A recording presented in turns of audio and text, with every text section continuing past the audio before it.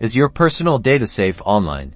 In today's digital world, securing your information is crucial. Let's explore some key strategies for protecting yourself online. First, strong passwords are your first line of defense. Use a combination of upper and lowercase letters, numbers, and symbols. Avoid using personal information like your birthday or pet's name.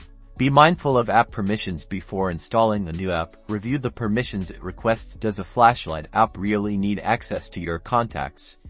Grant permissions only when necessary.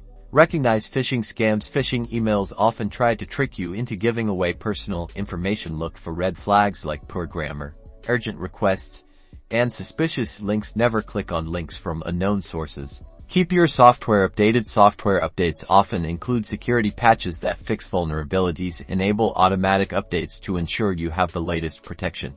Educate yourself and your family. Stay informed about the latest online threats and best practices for staying safe online. Share this knowledge with your family and friends. By taking these steps, you can significantly reduce your risk of becoming a victim of online crime. Stay vigilant, stay safe.